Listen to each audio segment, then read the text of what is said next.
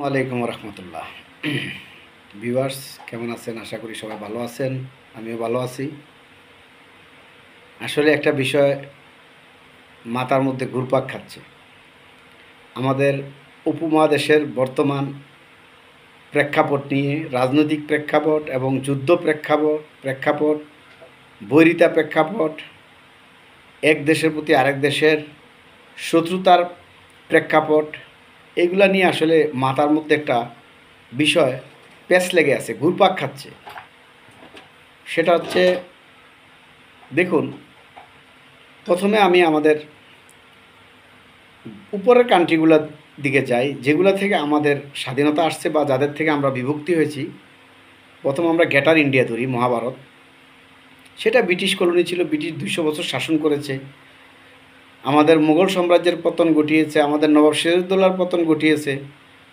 এভাবে মনে করেন আমাদের যত শাসন ব্যবস্থা ছিল, স্বাধীনতা ছিল, সকল কিছু তারা কেড়ে নিয়েছে। 200 বছর নির্যাতন নিপীড়ন করেছে। আবার এই মহাভারতের মধ্যে নির্যাতন নিপীড়নের মধ্যে আবার তারা এমনভাবে বিভক্তি করে রেখে গেছে, মানে আগামী, তারা তো 200 বছর শাসন করে গেছে, আগামী আরও 200 বছর যাতে এই জাতি উন্নত করতে না পারে, মেরুদণ্ড সোজা করে দাঁড়াইতে না পারে, সেই ব্যবস্থাও তারা করে গেছে। আর এই জন্য এটাকে বলা হয় ব্রিটিশ পলিসি আর কি। একটা কথা আছে না, ব্রিটিশের বুদ্ধি, এই ব্রিটিশ বুদ্ধি তারা খাটায় গেছে। তো দেখেন, প্রথমে দেশ বিভক্তি নিয়ে তারা একটা ভণ্ডামি করে গেছে। সেটা হচ্ছে কাশ্মীরকে একটা অমীমাংসিত অবস্থায় রেখে গেছে, বেলুচিস্তানকে অমীমাংসিত অবস্থায় রেখে গেছে। এবং এইটা রেখে যাওয়ার চেয়ে বেশি দায়ী হচ্ছে কাশ্মীরি এবং বেলুচিস্তান, যারা তারা কাশ্মীরিরা দায়ী এবং বেলুচিরা দায়ী। তাদেরকে এমন একটা পজিশনে ব্রিটিশ রাখছে, তাদেরকে উইশ বা তাদেরকে ইচ্ছা দিছে যে তোমরা ইচ্ছা করলে নিজেরা স্বাধীন দেশ হিসাবে বাঁচতে পারো, নতুবা তোমরা ভারত বা পাকিস্তানের সাথে মিশতে পারো। প্রথমে দুটোটা দেশই স্বাধীন ছিল, কাশ্মীরও স্বাধীন ছিল, বেলুচিস্তানও স্বাধীন ছিল। কাশ্মীর মিলে গেল ভারতের সাথে, পরবর্তীতে দুই দেশের যুদ্ধ হয়ে আধা আধি ভাগ হইল, জাতিসংঘের হস্তক্ষেপ হইল। তারপরে বেলুচিস্তানের তারা তো পুরাই তারা পাকিস্তানের অন্তর্ভুক্তি হইল। তাহলে তারা বেশ কিছুদিন স্বাধীনও ছিল। তাহলে এই যে উপমহাদেশের একটা মানে প্যাচ লাগিয়ে গেল, এই প্যাচের সুবাদে ভারত পাকিস্তানের চিরবৈরিতা চালু হলো। এখন বলতে পারেন ভারত পাকিস্তানের বৈরিতা হইলে আমাদের কি? না, ভারত পাকিস্তানের বৈরিতার সাথে আমাদেরও সাফার হইতে হয়। যেমন ধরুন 71-এর আগের প্রেক্ষাপট, যখন 47 থেকে 48 থেকে আমরা দেশ ভাগ হইলাম, পাকিস্তান হইল, পূর্ব পাকিস্তান পশ্চিম পাকিস্তান মিলে পাকিস্তান হইল, তারপর হিন্দুস্তান হইল, বর্তমান যেটা ইন্ডিয়া। তো এইখানে আমাদেরকে কিন্তু গেরাকলে ফেলানো হয়েছে। বলতে পারেন যে পাটা আর পুতা ঘষাঘষি মরিচের 12টা, মানে আমরা হচ্ছে এখন ঘেরাকলের মধ্যে ওই সময় থেকে ফেলানো হয়েছে। ভারত সবসময় চাইছে আমাদেরকে নিয়ে গুটিবাজি করতে, যে বাংলাদেশটাকে কিভাবে পাকিস্তান থেকে বিচ্ছিন্ন করা যায় এবং আমরা বাংলাদেশকে দখল করতে পারি, আর দখল যদি নাও করতে পারি অ্যাটলিস্ট যাতে গোলাম বানিয়ে রাখতে পারি। দখলের চেষ্টা তো করছে, 65-তে তো যুদ্ধ হয়েছে, বলছিল ঢাকা আইসা চা খাইব, চট্টগ্রাম থেকে শুরু করে ঢাকা আইসা চা খাইব, তারপরে লাহোরে গিয়া ডিনার করব, ভাত খাইব, লাহোরে গিয়া তারা করবে, কি জানি কয়, লাঞ্চ করবে। তাহলে তাদের যে এই মানসিকতা এবং তাদের যে কামনা বাসনা ছিল না তা না, তারা আমাদেরকে দখল করার বাসনাও ছিল, যদিও 65 যুদ্ধে তারা হেরে গেছে। তো 71-এর আগের প্রেক্ষাপটে তারা আমাদেরকে পাকিস্তান থেকে ভাঙার চেষ্টা করছে, আবার পরবর্তীতে দখলের চেষ্টাও করছে। তারপরে আমরা যখন স্বাধীনতা লাভ করলাম, তারপরে আমাদেরকে গোলাম বানিয়ে রাখছে 54 বছর। এটা হচ্ছে ভারতের কর্তৃক আমাদের উপরে যে তাদের অবিচার, বা ভারত কর্তৃক আমাদের উপরে যে অত্যাচার, অর্থাৎ তারা আমাদেরকে একটা গেরাকলে ফেলাইছে। তারপরে দেখেন পাকিস্তান কিভাবে গেরাকলে ফেলায়। পাকিস্তান পালিয়েছিল, গেরাকলে ফেলেছিল আমাদেরকে এইভাবে, আমাদের উপরে এই অভিযোগ দিত যে আমরা নাকি ভারতের দালাল, আমরা আমরা যে দাবিগুলা ন্যায্য দাবিগুলা করেছি ভাষা আন্দোলন থেকে নিয়ে ৭১ পর্যন্ত আমরা যে দফাগুলো দিয়েছি এবং আমাদের যে দাবিগুলো ছিল ন্যায্য দাবি এবং আমাদের হক, তারা আমাদের দেশের পাট শিল্প, কাগজ শিল্প, তারপরে রেমিটেন্স, গ্যাস, খনিজ সম্পদ সব লুটপাট করে তাদের দেশ উন্নত করার চেষ্টা করছে। যেমনটা তারা বেলুচিস্তানের সব কিছু লুটপাট করে নিজেরা ভোগ করে। বেলুচিস্তান একটু পরে আসি, আগে বাংলাদেশের প্রসঙ্গটা শেষ করি। তো তারা ওই সময় আমাদেরকে ঘেরা করে ফেলে রাখতো এই বলে যে আমরা ভারত হয়ে যাব, ভারতের দালাল হয়ে যাব। কিন্তু আমাদের যে ন্যায্য দাবিগুলো সেগুলো নিয়ে তাদের মাথা ব্যথা নাই। অর্থাৎ আমাদের ন্যায্য দাবি যাতে আমরা না পাই, আমাদেরকে বঞ্চিত করার জন্য ভারতের জুজু দিয়ে আমাদেরকে ঘেরা করে ফেলাইতো, আমাদের মধ্যে বিভক্তি তৈরি করতো। যে যারা অধিকারের কথা বলে, যারা স্বাধীনতার কথা বলে, ন্যায্য দাবি দাবা করে, ভাষা আন্দোলনের কথা বলে, ভাষা আমার ভাষা, মাতৃভাষা, মায়ের ভাষা বাংলা চাই, এই স্লোগান যারা দেয় তারা হলো ভারতের দালাল। এভাবে আমাদের মধ্যে বিভক্তি করেছে। আমাদের মধ্যে দুইটা দল হয়ে গেছিলো। কেউ ছিল যে না পাকিস্তানের সাথে থাকবো, কেউ বলছিল না আমরা স্বাধীন হব। যারা পাকিস্তানের সাথে থাকতে চায় এদেরকে বলা হয়তো পাকিস্তানের দালাল, যারা স্বাধীন হতে চায় এদেরকে বলা হয়তো ভারতের দালাল। মানে পাকিস্তান কর্তৃক আমাদের উপরও একটা গ্যারাকল জারি করা হয়েছে বা আমাদেরকে গ্যারাকলে ফেলানো হয়েছে।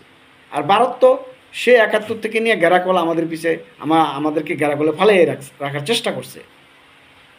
এই জন্য আমি আজকে আমার ভিডিওর শিরোনাম দিয়েছি গ্যারাকল। দেখেন এই গ্যারাকল থেকে আমরা এখনও বেরোতে পারি নাই, মুক্তি পাই নাই। ৭১ একটা যুদ্ধ করেছি, পাকিস্তানের গ্যারাকল থেকে মুক্তি পাইছি। তারপরে ভারতের যে গোলামির গ্যারাকল জিঞ্জির আমাদের গলায় ঝুলানো হইল, সেই থেকে আমরা জুলাই বিপ্লবের চেতনায় ছাত্র জনতার সুবুদ্ধি এবং নতুন জাগরণে ইনকেলাবে, যেটা 100 বছর পরে পরে আসে, সেই ইনকেলাবের সুবাদে আমরা ভারতের গোলামির গ্যারাকল থেকে বেরোতে সক্ষম হয়েছি। কিন্তু ভারত হাল ছেড়ে দেয়নি। ভারত কিন্তু ঠিকই বারবার আমাদেরকে জিঞ্জির পরাইতে চায়, আর পরানোর জন্য যত ব্যাকডোরে যত গুটিবাজি সেটা করতে চায়। তো এই দুইটা রাষ্ট্র সম্পর্কে আমি বলি আমরা কিভাবে গ্যারাকলে আছি। দেখেন এখনও যদি আমরা ভারতের বিরুদ্ধে কথা বলি, কেন বলি? ভারত আমাদের উপরে এত অকাজ কুকাজ চাপিয়ে দিচ্ছে, আমাদের যারা ক্ষমতা থাকে তাদেরকে গোলাম বানিয়ে রাখে, আমাদের দেশে তারা বিভিন্ন সেক্টরে তাদের রয়ের এজেন্ট ফিট করে রাখছে। তো স্বাভাবিকভাবে আমরা তাদের বিদ্বেষী হতেই পারি, তাদের বিরুদ্ধে কথা বলতেই পারি। কারণ যখন কোনো স্বৈরাচার সরকার রাতে ইলেকশন করে, গুম হত্যা গণহত্যা করে, টাকা লুটপাট করে, আর সেটা যদি ভারতের প্রিয় হয় তখন ভারত কিন্তু সেটাকে সহযোগিতা করে যায়, কোনো বেটু দেয় না। তাহলে ভারত বিদ্বেষী কেন হব না আমরা? আজকে যদি আমাদের দেশে স্বৈরাচার আসলে দিনের ভোট রাতে হইলে, ভোট ডাকাতি না হলে, কিংবা দুর্নীতি গণহত্যা হলে ভারত যদি বেটু দিত সরকারকে বা সরকারের প্রতি অনাস্থা দেখাইতো বা তাদেরকে অসহযোগিতা করতো, তাহলে আমরা 18 কোটি মানুষ ভারতকে বন্ধু ভাবতাম, বলতাম যে ভারত আসলে বাংলাদেশকে বন্ধু ভাবে, 18 কোটি মানুষকে বন্ধু ভাবে। ভারত তো 18 কোটি মানুষকে এবং বাংলাদেশকে বন্ধু ভাবে না। ভারত ভাবে বন্ধু তাকে যে তার গোলামি করবে, তার সকল দাবি দাবা, তার সকল সুযোগ সুবিধা প্রতি খেয়াল রাখবে। আর সে যদি সবচেয়ে বড় ফ্যাসিস্ট হয়, সে যদি বড় ফেরাউনও হয়, ভারতের কোনো সমস্যা নাই, কারণ সমস্যা তো আমাদের। তাহলে দেখেন আমরা যদি ভারতের এরকম বেইনসাফির কারণে, আমাদের প্রতি এমন অবিচার জুলুমের কারণে আমরা যদি ভারতের বিদ্বেষী হই, কিংবা ভারতের বিরুদ্ধে কমেন্টস করি বা কথা বলি বা ভারতকে কুৎসা করি, তখন ভারত বলে কি? তখন ভারত মানে আমাদেরকে বলে আমরা নাকি পাকিস্তানের দালাল। মানে ভারত তখন আমাদেরকে গ্যারাকলে ফেলে এই কথা বলে যে আমরা হইলাম পাকিস্তানপন্থী, আমরা পাকিস্তান প্রীতি, আমরা পাকিস্তানের প্রেমিক, এই জন্য ভারতের সমালোচনা করি। এবং ভারত ভক্ত যারা এবং ভারতের নাগরিক যারা, মিডিয়া যারা, তারা সবাই মানে হামলা দেয় অনলাইনে, একবার হামলে পড়ে একবার একযোগে হামলা করে যে এরা হলো পাকিস্তানের দালাল। আরে বাবা, তোমরা আমাদের উপর অন্যায় করবা, আমরা যদি তোমাদের বিরুদ্ধে প্রতিবাদ করি তাহলে আমরা এই জায়গায় পাকিস্তানের দালাল। আবার পাকিস্তান যে এত অকাজ করে, যারা পাকিস্তানের ফলোয়ার ভক্ত, তারা আমাদেরকে বলে আমরা ভারতের দালাল। পাকিস্তানের অকাজের যদি প্রতিবাদ করি, যেমন পাকিস্তানের অকাজ দেন, কাশ্মীরকে তারা অর্ধেক দখল করছে, যেটাকে আজাদ কাশ্মীর নাম দিছে, আসলে এখানে আজাদি বলতে কিচ্ছু নেই। ওটা আজাদের দূর আছে যে হিন্দুস্তানি আর্মি গুলি মারতে পারে না তাদেরকে, হিন্দুস্তানের বিরুদ্ধে স্লোগান দিতে পারে। কিন্তু পাকিস্তানের বিরুদ্ধে স্লোগান দিয়ে দেখো, বা কোনো কাশ্মীরি পাকিস্তানের বর্তমান সরকার বা আর্মির বিরুদ্ধে কথা বলে দেখো, দেন কত দানে কত চাল, দেখবেন যে আরও বড় হামলা করবো। মানে ভারতের তারা তো তাও একটু ভয় পায় করতে, ওরা কিন্তু তাও পায় না। তার মানে কাশ্মীরিরা আদতে তারা এখনও স্বাধীন না, তারা অর্ধেকটা হইলো পরাধীন ভারতের কাছে, আর অর্ধেকটা পরাধীন হইলো পাকিস্তানের কাছে। এখন পাকিস্তানের এই অকাজের বিরুদ্ধে যদি কথা বলি, আমাদেরকে বলা হয় আমরা হিন্দুস্তানের দালাল। এরপরে দেখেন বেলুচিস্তানের সাথে পাকিস্তান যা করছে গত মনে করি 70 বছর, বাংলাদেশ থেকে আর বেশি করে ফেলেছে। বাংলাদেশ তো একটা প্রতিবাদ করে মুক্তি নিয়ে নিছে আজ থেকে 54 বছর আগে। বেলুচিস্তান 70 বছর ধরে চলতেছে। তাদের যেই প্রাকৃতিক সম্পদ, আল্লাহর দান, সব কিছু তারা সুইসা খাইতেছে পাকিস্তানিরা। খাইয়া তাদের উপর অনবিচার করতেছে, তাদের গুম, হত্যা, লাশ গুম। মানে যেই তাদের অধিকারের কথা বলবে, ওই যেমন আমরা অধিকারের কথা বলছি 71-এ, আমাদেরকে বলছি কি আমরা ভারতের দালাল। বেলুচিস্তানে যারা অধিকারের কথা বলে পাকিস্তানিরা বলে তারা নাকি ভারতের দালাল। দেখেন কি গ্যারাকলের মধ্যে আমরা আছি। অর্থাৎ আমরা যদি পাকিস্তানের অত্যাচারের বিরুদ্ধে বলি তাহলে আমরা এই জায়গায় ভারতের দালাল, আর যদি আমরা ভারতের অত্যাচারের বিরুদ্ধে বলি তাহলে আমরা এই জায়গায় পাকিস্তানের দালাল। মানে আমরা দালালই থাকি, আমরা কোনো স্বাধীনতা নাই, আমাদের কোনো বলার অধিকার নাই, অন্যায়ের বিরুদ্ধে প্রতিবাদ করার অধিকার নাই। তাহলে বুঝতে পারছেন যে কেমন গ্যারাকলে আমরা আছি। আর এই জন্য আমি আজকে আমার ভিডিওর নাম দিছি গ্যারাকল। একটু চিন্তা করেন তো, আপনি মানসিকভাবে একটু ভালোভাবে চিন্তা করেন যে আমরা কেমন পজিশনে আছি। আজকে আমরা জুলাই বিপ্লবের চেতনায় স্বাধীনতা অর্জন করছি, এখনও আমাদেরকে কেউ পাকিস্তানের দালাল বলে, কেউ ভারতের দালাল বলে। মানে আমগো দালাল নামটা আমগো থেকে কাটে না কেউ। আপনি ফেসবুকে যান, ইউটিউবে যান, যা যদি ভারতের বিরুদ্ধে একটা কমেন্ট করেন, বলবে কি তোরা বেলুচিস্তান হয়ে যাবি, তোরা পাকিস্তানের মতো খানখান হয়ে যাবি, তোদের মসজিদে বোমা ফুটবো। অথচ তারা কিন্তু হিন্দুস্তানে কিন্তু তারা কি করতেছে, অলরেডি সাম্প্রদায়িক দাঙ্গা শুরু করে দিছে। তারা আওরঙ্গজেবের মাজার ভাঙার জন্য চেষ্টা করতেছে, বাবরি মসজিদ ভাঙছে, তারপরে গুজরাটে গণহত্যা করছে স্বয়ং মোদি। তো ওরা এগুলো করলে কোনো সমস্যা নাই, কিন্তু আমরা যদি ভারতের বিরুদ্ধে কমেন্টস করি, ভিডিওতে বলে কি তোরা বেলুচিস্তান হয়ে যাবি, তোরা পাকিস্তান হয়ে যাবি, তোরা আফগানিস্তান হয়ে যাবি। আর যদি পাকিস্তানের অপকর্মের বিরুদ্ধে যদি একটু কমেন্টস করে দেখবেন অনেকে বলবো এই ভারতের দালাল আইছে, হাসিনার দোসর আইছে, তারপরে ফেসিস্ট আইছে। আসলে সত্য কথা বলার কোনো সুযোগ নাই, নিরপেক্ষ থাকতে পারবেন না।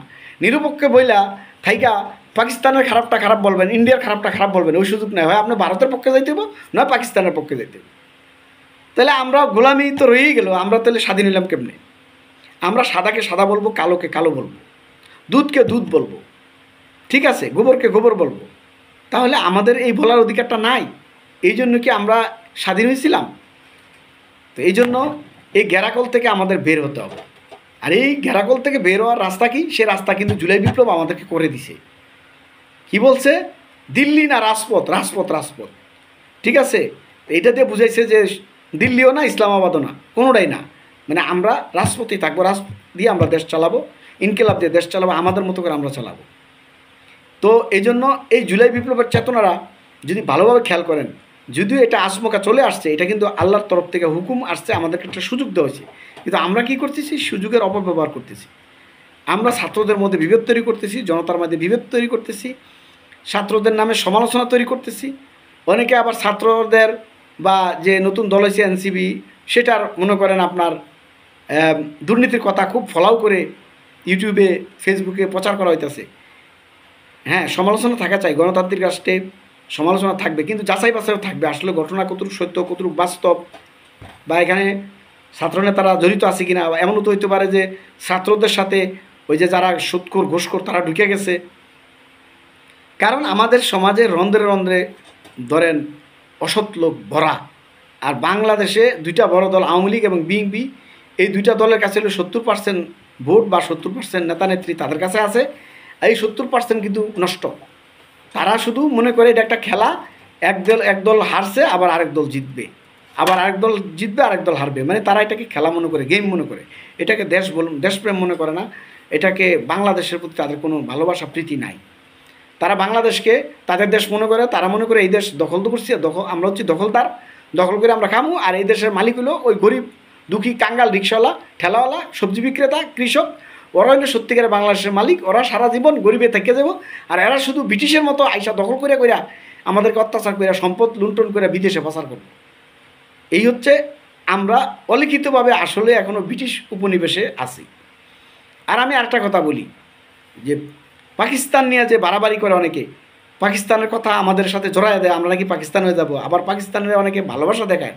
পাকিস্তান কিন্তু একটা ব্যর্থ রাষ্ট্র, আর পাকিস্তান কিন্তু নিরপেক্ষ বা ভারত কোনো অংশে খারাপ কম না, কারণ তারাও তাদের প্রজাদের উপরে, তাদের রাজ্যের উপরে, তাদের যে প্রভিন্সগুলো আছে, রাজ্যগুলো আছে, এগুলোর উপরে এবং তাদের বিরোধী দলের উপরে, তাদের রাজনীতিবিদদের উপরে, তাদের সৎ লিডারদের উপরে তারা কিন্তু অত্যাচার কম করে না। ইমরান খানের কিন্তু আর্মিরা ঢুকে রাখছে জেলে, একদম বেহুদা, অথচ ইমরান খান কিন্তু বিশ্ব মুসলিম লিডার ছিল।